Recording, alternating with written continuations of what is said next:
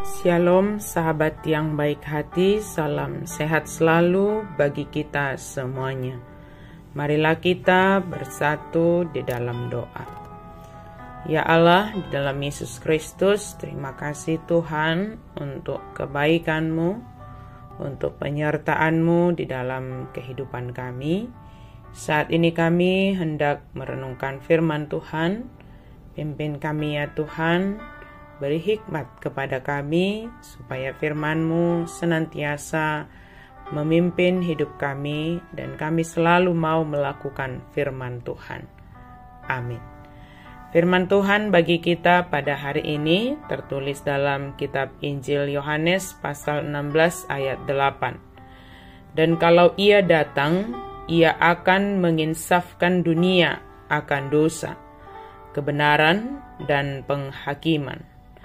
Anggodung ro ibana ajaran nado ortibion taringo tu dosa doho taringo tu hapit toron doho taringo tu uhum. Roh Kudus menginsafkan dunia akan dosa, kebenaran, dan penghakiman. Sahabat yang baik hati, dalam kehidupan kita ini, hal yang paling kita perlukan adalah Roh Kudus senantiasa memimpin kita.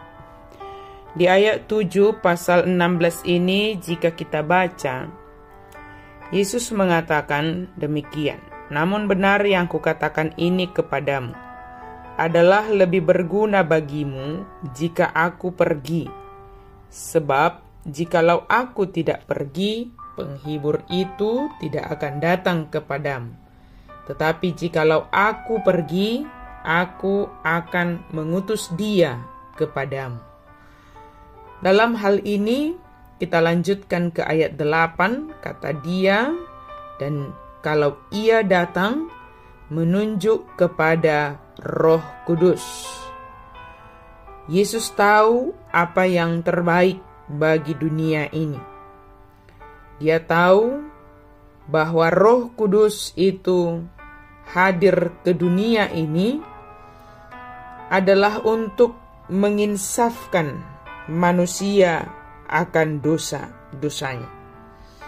Dari ayat 8 ini kita bisa merenungkan 3 tugas penting dari Roh Kudus. Yang pertama, menginsafkan dunia akan dosa dan memanggilnya untuk bertobat.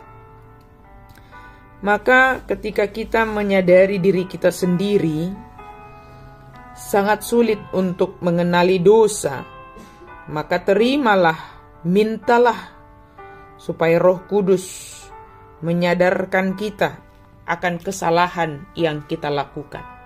Sesederhana apapun kesalahan itu perlu disadari, supaya dengan tuntunan Roh Kudus kita dipanggil untuk bertobat, menunjukkan perubahan dalam hidup ini.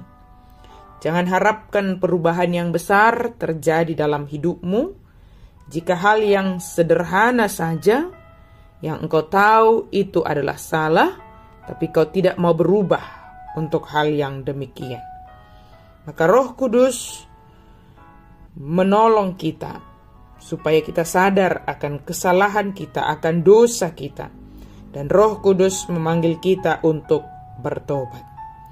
Yang kedua, menyatakan standar kebenaran Allah kepada setiap orang yang percaya, karena Kristus tidak akan hadir lagi secara fisik di bumi ini seperti kelahirannya dahulu. Oleh karena itu, Roh Kudus menolong kita supaya kita mengetahui kebenaran yang sejati menurut firman Tuhan, bukan menurut pikiran kita sendiri, tetapi menurut firman Tuhan. Terimalah Roh Kudus, supaya Roh Kudus itu menolong kita mengetahui kebenaran yang dikehendaki oleh Tuhan. Yang ketiga, peran Roh Kudus adalah menunjukkan penghakiman Kristus. Kelak ketika kedatangan Kristus kedua kalinya, Dia akan hadir sebagai hakim. Kepada kita telah dinyatakan kebenaran firman Tuhan. Kepada kita telah disadarkan kita akan dosa kita. Maka ketika kita tidak mau berubah, tidak mau bertobat, ingatlah saatnya akan ada penghakiman. Kita akan dihakimi.